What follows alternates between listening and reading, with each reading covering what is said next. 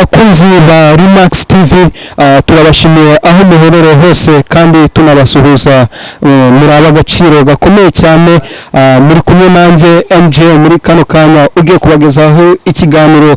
Waruzi uko iyo uri nk'umukinnyi uba wabasha gukina ku mwanya uwari wose, yaba imbere wataka cyangwa se inyuma udifenda umupira cyangwa se hagati muri centre, ubasha kuba wahereza ab'imbere imipira. Mukomeze kudukurikirana mu kiganiro tugiye kubagezaho muri kano kanya, hamwe n'umutumirwa wacu uri butugeze inyigisho nyinshi kandi zitandukanye. Muri kumwe natwe kuri Remax TV. Urakaze neza kuri YouTube channel, kuri Remax TV, akaba ari YouTube channel tukwakiriyeho muri kano kanya. Ese amazina yawe bakwita nde? Urakoze cyane. Amazina yanjye nitwa Rugamba Faustin, nkaba ntuye ahangaha muri Ohio. Ubwo wenda ibindi uri wumbaze ndibuze kugusobanurira.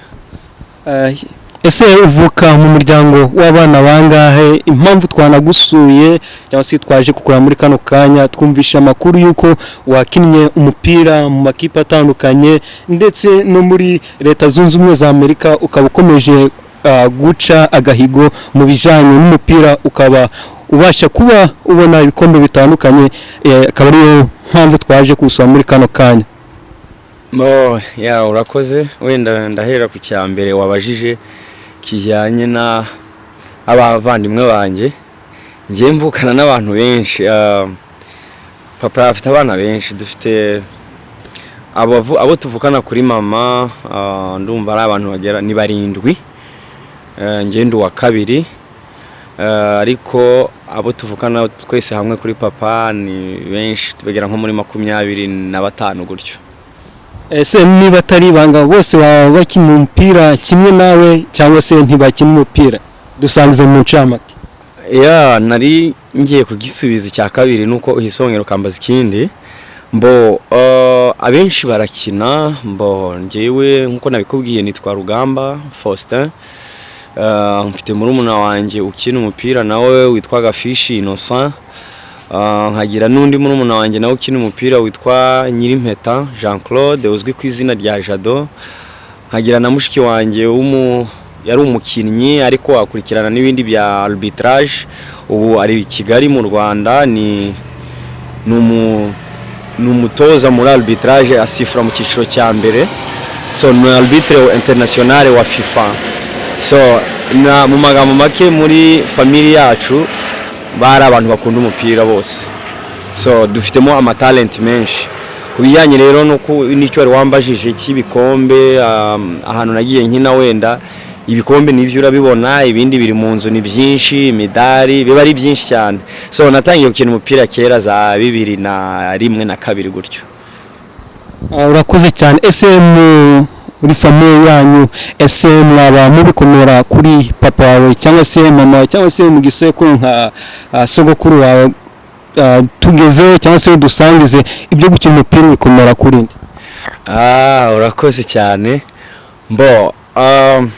Ibijyanye naho mbikomora, urabona twebwe dukomoka muri Kongo. Ngewe nageze mu Rwanda muri 95 mvuye muri Kongo. Donc intamara ya 94 yari irangiye. Hari abantu rero urabizi by'amateka, abasirikare bari baratsinzwe mu Rwanda, bageze muri Kongo baratwirukana bavuga yuko tugomba gutaha, ko inkotanyi zafashe igihugu. Ndaza muri ubwo bageze nyine barimo baduhiga, duhita twambuka tuza mu Rwanda dutashye. Urumva icyo gihe hari mu 95. Then ndatangira ndakinaho, nari umwana mutoya byo birumvikana. Mu Rwanda rero niho hantu nakuriye, ariko icyo nari nshaka kugushaho abo mu muryango wanjye naba nkomoraho umupira. Papa yari umuntu w'umutunzi, ntabwo yakinnye umupira muri Kongo, ntabwo bakinaga, ariko bambwira ko hari papa mudogo wakinaga umupira witwaga Kayumba. Ngewe umubyeyi wanjye papa yitwa Majabo, ariko hari murumuna we wakinaga umupira cyane witwaga Kayumba.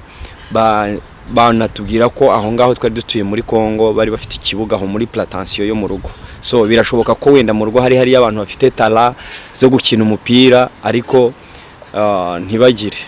ntibakine kuko kera urabizi ntago bakundaga umupira muri Kongo en general, mbese abantu bose mu gihe cya kera ntago bakundaga umupira muri bazi ntibari bazi agaciro k'umupira, so agaciro k'umupira kaje kugaragara za 2000 na kuzamuka gutyo, naho kera wajyaga no gukina ababyeyi bakagukubita ibiki ibintu nk'ibyo.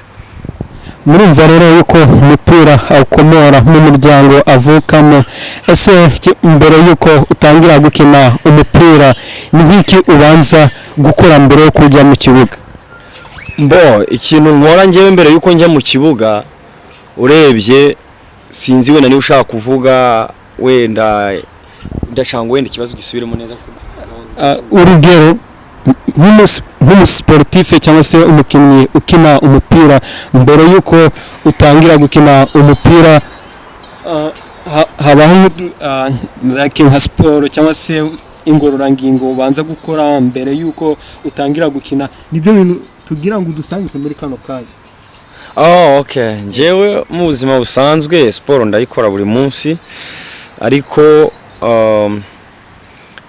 njyewe iyo ngiye kutangira kujya mu kibuga urumva uko byagenda kose nk'umusportif ugomba gukora ama warm up, ukishyushya, ukagorora umubiri, kwirinda ama cramp cyangwa ama déchirure, hanyuma wamara kumva wamaze gushyuha umeze neza ukajya mu kibuga ugakina.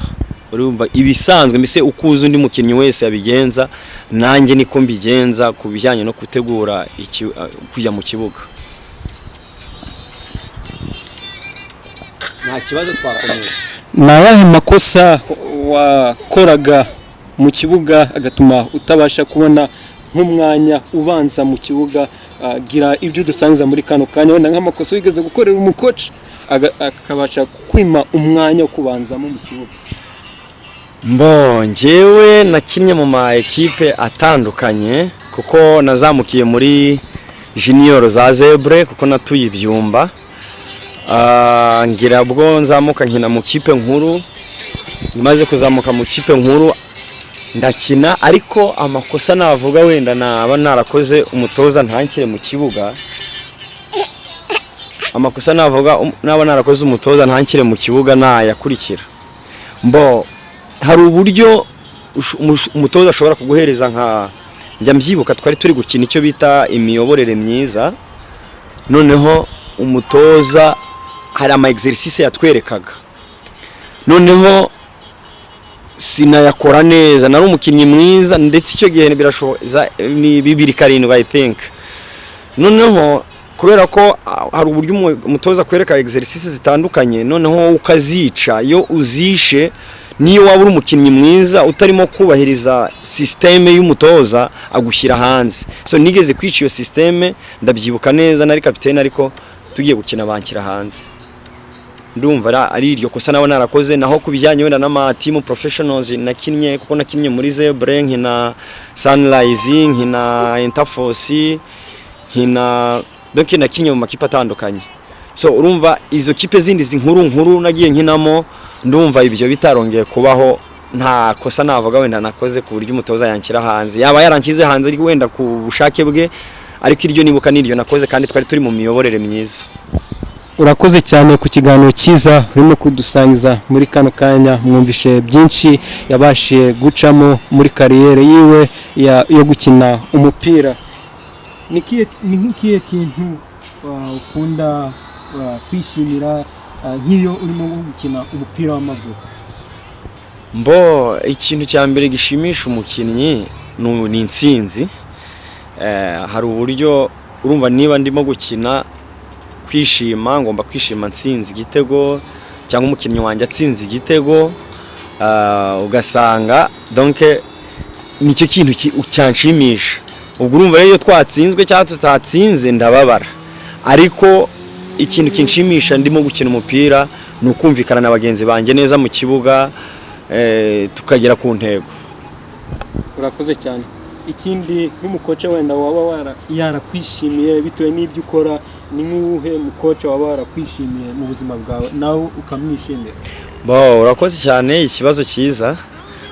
Umutoza wanyishimiye cyane ni umutoza wantoje 2011 na 12 witwa Maso Maurice, ndakeka yaratoje na Rayon Sport, atoza na iriya kipe Gasogi. Maso yaranyishimiye kuko nukuvuga ngo ibyo yambwiraga gukora narabikoraga. Nari maze kuba umukinnyi, umaze kuba macuwa, umaze kuba mukuru, so ikintu yambwiraga gukora nageragezaga kugikora. Ahubwo ikindi kintu na wenda nsubiye gato inyuma ku kibazo wari wambajije cyatumye umutoza nkira hanze, nkigera hano muri Amerika nakinnye mu kipe yitwa yari semi professional muri Texas mu mujyi wa Austin. Noneho kubera ko ntari nzi Icyongereza, hari ama exercice umutoza yaduhaga ugasanga ntago ndimo mbyumva, noneho bigatuma atankira mu bakinnyi be yumva bankingi za mwamba. Kandi nibwo nari mvuye muri yo bita tryouts, twari twakoze turi abantu bagera nko muri 200 bakeneye abantu 3 ndayitsinda. Ariko umutoza yampamagaye muri club gutangira imyitozo byaranjennye cyane kuko ntago nari nzi Icyongereza, so bigatuma rero tudahuza. Niba avuze ati wenda murakina bangahe gutya, ugasanga ngiye ntago ndi kubyumva. So ururimi ni ikintu cy'ingenzi cyane ku mukinnyi. Urakoze cyane.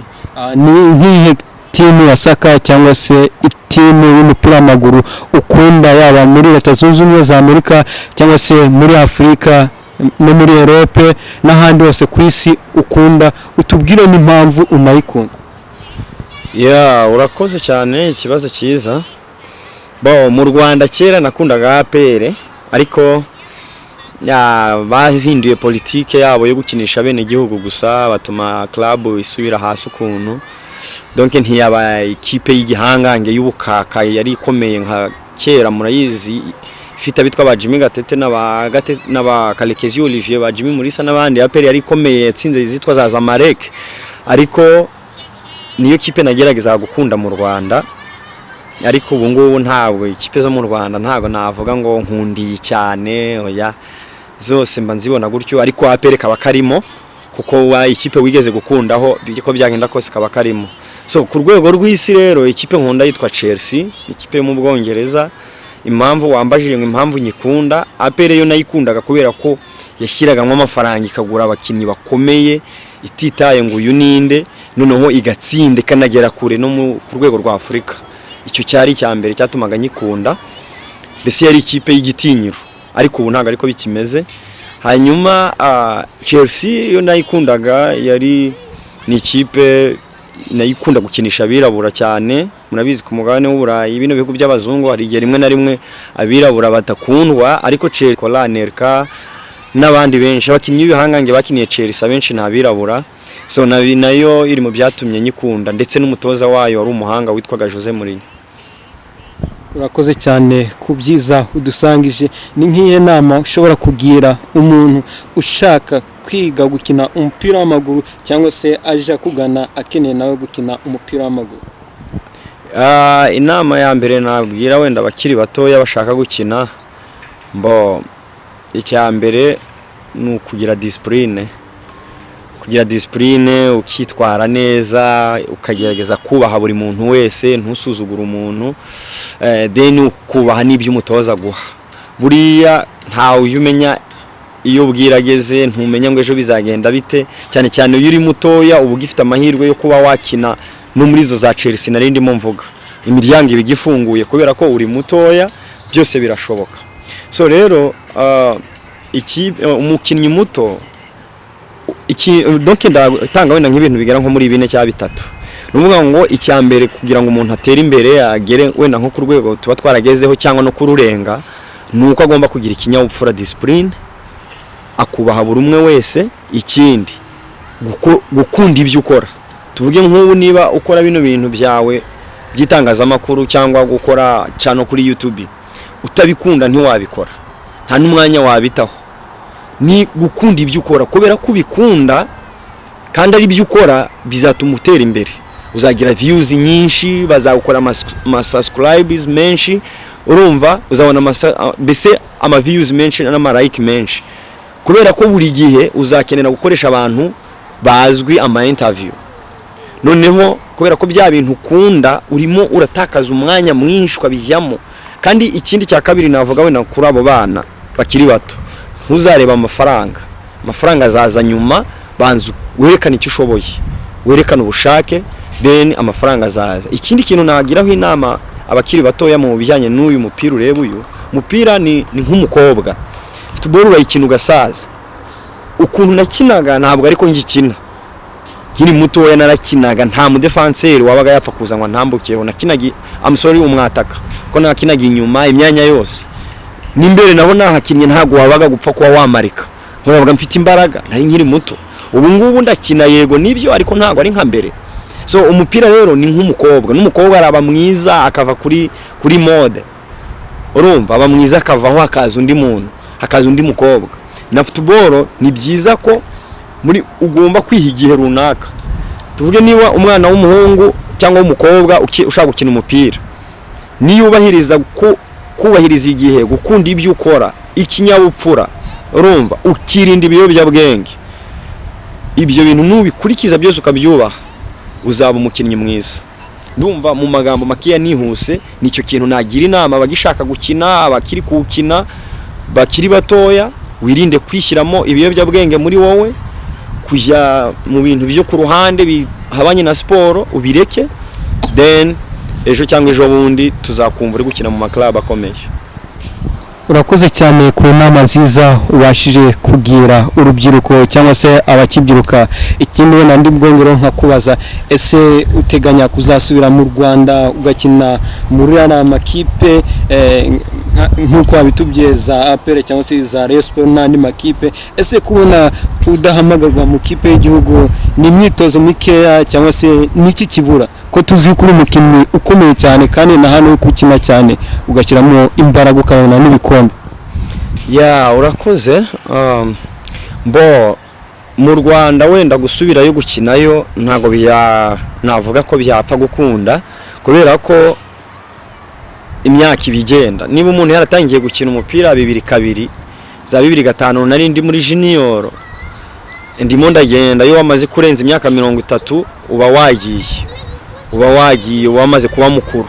Ntabwo navuga ngo ndashaka kuya guhatana champion yo mu Rwanda ngo ngiye gukinayo, cyane ko hano muri Amerika ho ntabwo biba bipfa koroha kugira ngo umuntu akine iyo bita Major League Soccer udafite umuntu kuzamura. Nubwo twagiraga ngo muri Afrika niho biba gusa, na hano nuko ntabwo ari ugupfa kwinjira muri Major League Soccer ngo ukine, urumva.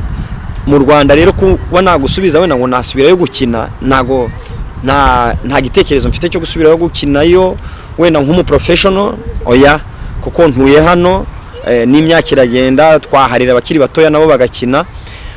Ikijyanye no guhamagarwa mu kipe y'igihugu ntabwo bampamagaye, bitewe urabona hano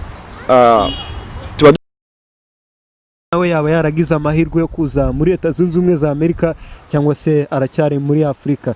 Gira icyo dusangiza, kuko hari abakunzi be benshi baba muri Leta Zunze Ubumwe za Amerika cyangwa se baba muri Afrika, bakomeza bibaza ese uyu musore yabaherereye muri kano kanya. Urakoze cyane. Gafishi ari muri Amerika. Muri Amerika yaje umwaka ushize, ubu ngubu ari hano muri Amerika.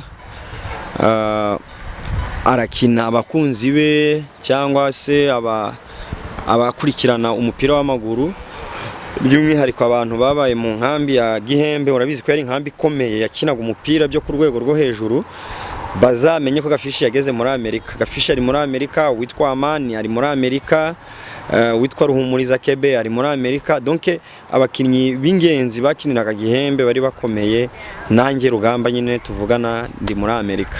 So gusa imyaka igenda yigira hejuru, abantu bagira izindi nshingano. Urabona dufite abana, twabaye bakuru, twarashatse, so usanga umupira rero tuvanga n'ibindi.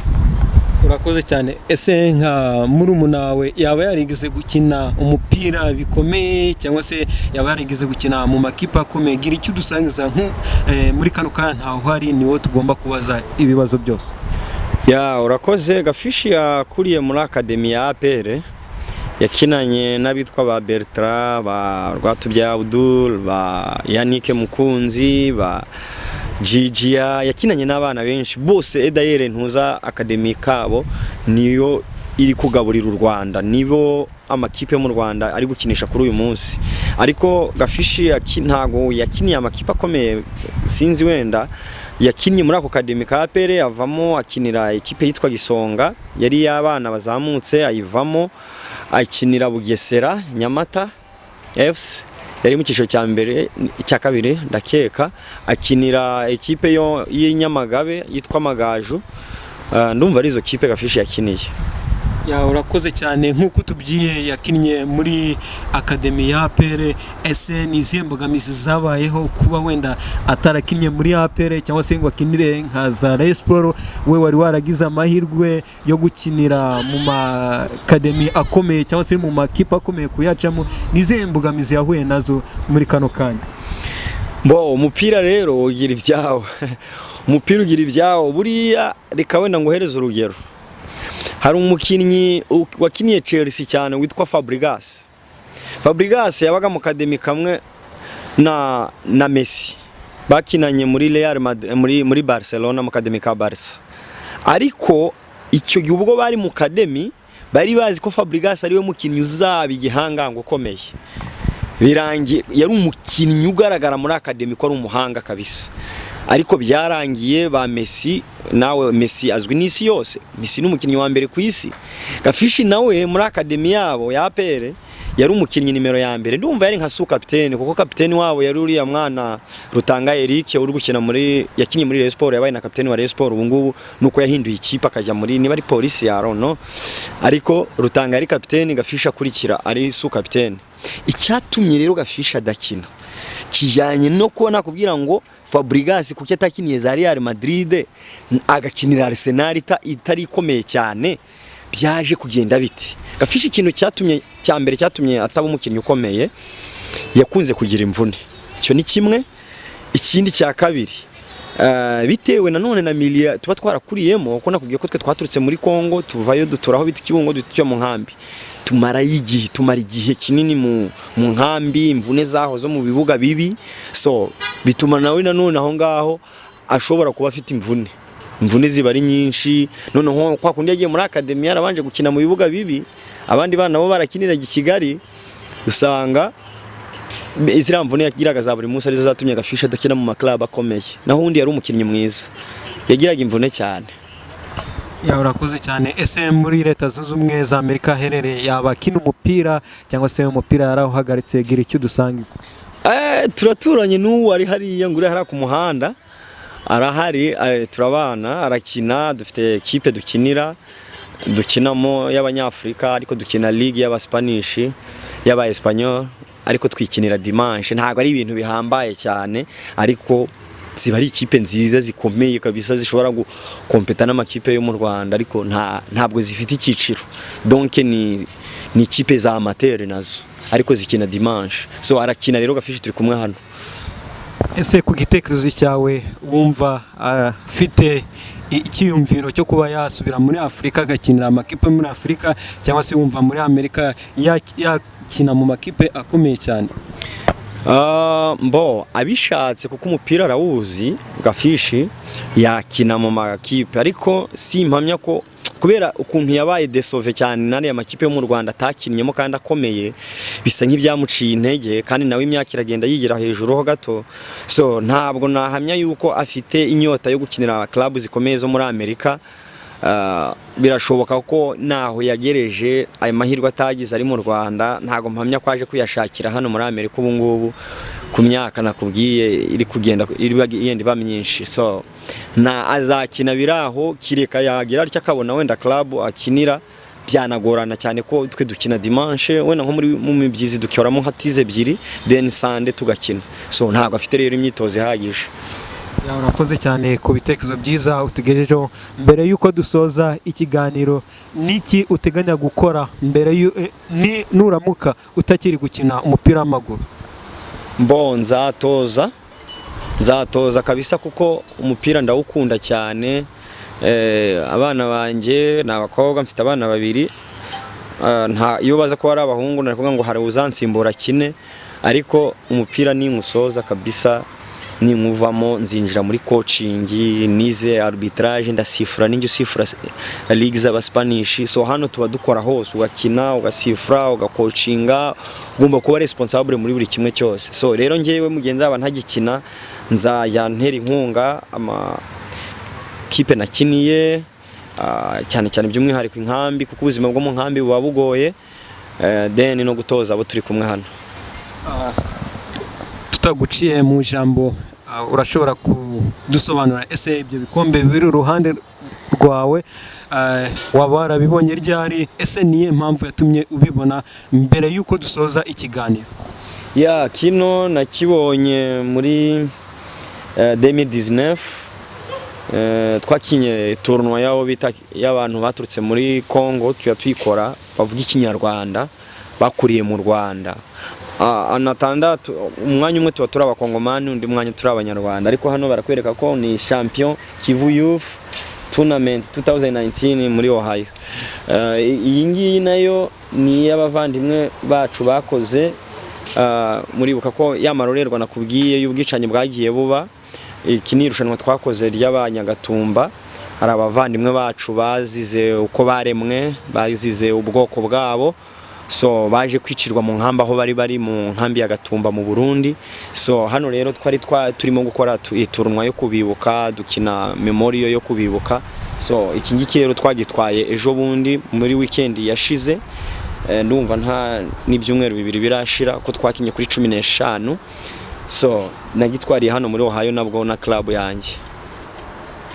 Yagira icyo dusangiza kikuri ku mutima mbere yuko dusoza ikiganiro cy'uyu munsi kuri YouTube channel yacu Remax TV? Icyo nababwira, nanabwira buri wese uri kureba iyi Remax TV yanyu, nuko icyambere nibayikunde, bayikorere subscribe, babahereze link, like, kuko muzajya mubahereza ibiganiro byiza, muzajya mubazanira abastari batandukanye bagira icyo babagezaho. Nimunankenera cyangwa nibankenera ko mbagiraho ikiganiro bitewe na comment bazandika, muzagaruka mu ndebe hano. Hari byinshi, ntabwo tuba turi focus n'umupira gusa, haba hari n'ibindi bintu ku ruhande dushobora kuba hamwe ibiganiro kandi bikagenda neza, kuko nk'ikiganiro cya sport ni kirekire, twaganira byinshi, twaganira ku bakinnyi beza babayeho mu Rwanda, twaganira ku bakinnyi beza babayeho ku isi muri Europe nahe. Ibyo ni ibintu byose twafatira umwanya nabyo, ariko uyu munsi ntago byateganyijwe. So rero icyo nabwira umuntu wese uri kureba ni Remax TV, nuko yayikunda, muzamubazanira abantu beza basobanutse, bafite ibiganiro byiza, kandi nkabambwira ngo buri muntu wese aho ari ku isi birashoboka ko ejo cyangwa ejo bundi yakwibona ahantu heza hakomeye, kuko njye navukiye muri Congo, vukira ahantu kure aho bita za Gikuku, na ahantu kure cyane. Ntago kuri uyu munsi wa none narinzi yuko naba ndi hano, njya mu Rwanda, ngira mu Rwanda nsohorera mu buzima mu ahantu bita Kibungo, tuvayo tujibyumba, turahakurira, turazamuka, umuntu agenda atera imbere, ariga amashuri ararangiza, tuje Kigali. Naje muri Amerika, nsigaye ntuyi Kigali, ariko naravukiye aho hantu kure. So ubuzima rero bari burebure, ujya kwiretruva wagize ubuzima bwiza. Iyo ukiri mutoya, nka munyarwanda wavuze ngo umwana n'umutware, ntago ubuzi ngo ejo uzaba iki, uri umuntu ukomeye. Umuntu ukiri mutoya namushishikariza kudacika intege, agakora ibyo akunze, anytime ashobora kuzaba umuntu ukomeye. Urakoze cyane ku bitekerezo cyangwa se ku kiganiro cyiza ubashije kuba tugeza. Ikindi turi bugusabe kandi tunasoza ikiganiro, ujye utubabarira niba mufite umupira w'amaguru cyangwa se murimo guhatanira igikombe, natwe dutumizeho na kamera zacu, dufate amavideo, tubashe kwereka abanyafurika cyangwa se abari hirya no hino uburyo mukina sport. Urakoze cyane, nzaya nkubwira kuko ubu mfite club ikina buri ku cyumweru muri ligue y'aba Spanish. So no ku cyumweru dufite match saa 6 z'amanywa, nimubona akanya muzahagere, ni hariya kuri cya kibuga mwabonye.